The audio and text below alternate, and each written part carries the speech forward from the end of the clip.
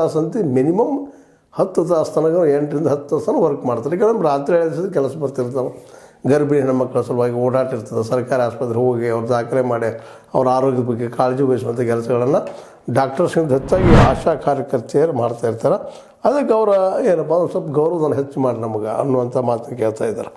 ಹೆಚ್ಚು ಕಡಿಮೆ ಈ ನಾಡಿನಲ್ಲಿ 42,000 ಆಶಾ ಕಾರ್ಯಕರ್ತೆಯರಿದ್ದಾರೆ.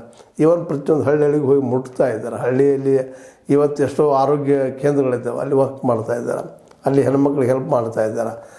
ಇಂಥ ಒಬ್ಬ ಆಶಾ ಕಾರ್ಯಕರ್ತೆಯರಿಗೆ ನಾವು ಬೇಡಿಕೆಯನ್ನು ಈಡೇರಿಸೋದು ಸಾಧ್ಯ ಇಲ್ಲ ಅಂತಂದ್ರೆ ಮತ್ತು ಇನ್ನು ಯಾರು ಸಲುವಾಗಿ ಮಾಡೋದು ಅನ್ನೋದು ಒಂದು ಪ್ರಶ್ನೆಗಳು ಬರ್ತಾಯಿದ್ದಾವೆ.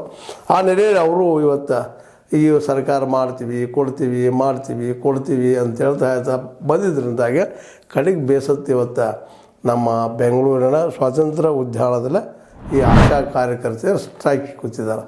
ನಾವು ಇನ್ನು ಈ ಒಂದು ಇದನ್ನು ಹಿಂಸರಿದಿಲ್ಲ, ನಾವು ಈಡೇರಿಸ್ಕೊಂಡು ಹೋಗ್ತೀವಿ ಅಂತೇಳಿ. ಅದಕ್ಕೆ ಈಗಾಗಲೇ ಸರ್ಕಾರದ ಪರವಾಗಿ ಒಂದಿಷ್ಟು ಅಧಿಕಾರಿಗಳು ಹೋಗಿ ಭೇಟಿಯಾಗಿ ಇಲ್ಲಪ್ಪ ನಿಮ್ಮದೆಲ್ಲ ಈಡೇರಿಸ್ತೀವಿ, ಸ್ವಲ್ಪ ಟೈಮ್ ಕೊಡಿ ಅಂತ ಹೇಳಿದ್ರೆ ಎಷ್ಟು ಕೊಡೋದಪ್ಪ ಟೈಮ್ ಅಂತ. ಈಗಾಗಲೇ 15 ಸುತ್ತಿನ ಸಭೆಗಳಾಗಿದ್ದಾವೆ ನಮ್ಮ ಮಧ್ಯದಲ್ಲೇ, ಒಂದು ಈಡೇರಿಲ್ಲ, ಯಾವುದು ಬೇಡಿಕೆ ಈಡೇರಿಸ್ಕೊಡ್ತಾ ಇಲ್ಲ. ಯಾವಾಗಪ್ಪ ಮದುವೆ ನಾಳೆ ನಾಡದಂತ ಹೋಗುವಂಥ ಪ್ರಸಂಗ ನಮ್ಮಲ್ಲಿ ಕಾಣ್ತಾ ಇದೆ ಇಲ್ಲೇ ಸರ್ಕಾರದಿಂದ. ಅದಕ್ಕೆ ಪಾಸಿಟಿವ್ನೆಸ್ ನಮಗೆ ಬರಲಿ, ನಮಗೆ ಮಿನಿಮಮ್ 15,000 ರೂಪಾಯಿ ನಮ್ಮ ಪ್ರತಿದಿನ ಸಿಗೋಂಗಾಗಲಿ ಅಂತ ಅಂತಾರೆ. ಈ 15,000 ನೋಡೋದಕ್ಕೆ ದೊಡ್ಡದು ಅನಿಸಿದ್ರು. ಮಾರ್ಕೆಟಿಗೆ ಹೋದಾಗ ಇದು ಏನೂ ಅಲ್ಲ ಅಂತ ಅನ್ನಿಸ್ತದೆ. ಯಾಕಂದ್ರೆ ಒಬ್ಬ ಆಶಾ ಕಾರ್ಯಕರ್ತೆ ಅಂದರೆ ಒಬ್ಬಳೇ ಇರೋದಿಲ್ಲ, ಅವ್ರ ಮಕ್ಕಳು ಇರ್ತಾವೆ, ಅವ್ರ ಮಕ್ಕಳ ಶಿಕ್ಷಣ ಇರ್ತದೆ, ಗಂಡ ಒಂದೇ ಒಳ್ಳೆಯದಿದ್ರೆ ಅಡ್ಡಿ ಇಲ್ಲ, ಕುಡಕ ಮತ್ತೇನೋ ಇದ್ದ ಓಡಾಡಿದ್ದಪ್ಪ ಅಂದ್ರೆ ಮನೆಗೆ ದುಡ್ಡು ತಂದು ಕೊಡ್ತಾ ಇರೋದಿಲ್ಲ. ಆಶಾ ಕಾರ್ಯಕರ್ತೆಯರ ಸಂಬಳದಲ್ಲೆಲ್ಲ ಎಷ್ಟೋ ಜನ ಗಂಡು ಮಕ್ಕಳು ಬದುಕೋದನ್ನು ನಾವು ನೋಡ್ತಾ ಇದ್ದೀವಿ, ಕುಟುಂಬಗಳು ನಡೆಯೋದನ್ನು ನೋಡ್ತಾ ಇದ್ದೀವಿ. ಇಂಥ ಪ್ರಸಂಗದಲ್ಲೇ ಅವ್ರಿಗೆ 15,000 ಕಡಿಮೆ ಅಂತ ಅವರು ಹೆಚ್ಚಂತ ಸರ್ಕಾರಕ್ಕೆ ಅನಿಸಿರ್ಬೋದು, ನಮಗೂ ಅನಿಸ್ಬೋದು. ಆದರೆ ವೈಯಕ್ತಿಕ ಇವತ್ತು ಬದುಕಿನ ಖರ್ಚುಗಳು ನೋಡಿದಾಗ ಅದೇನು ಅಲ್ಲಲ್ಪ, ಅವರು ಬದುಕಬೇಕಲ್ಲ, ಅವ್ರ ಮಕ್ಕಳು ಕಲಿಸ್ಬೇಕಲ್ಲ.